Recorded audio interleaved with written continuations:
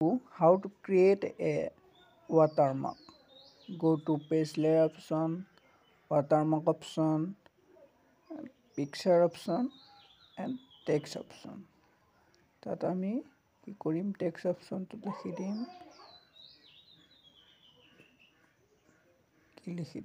ইয়াত আমি e-commerce analysis education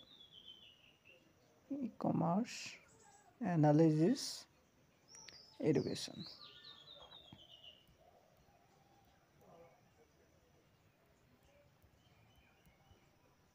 next font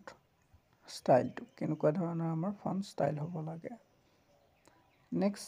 font size কিমান ডাঙৰ সৰু কৰিব লাগে আমি অটোৱে ৰাখিম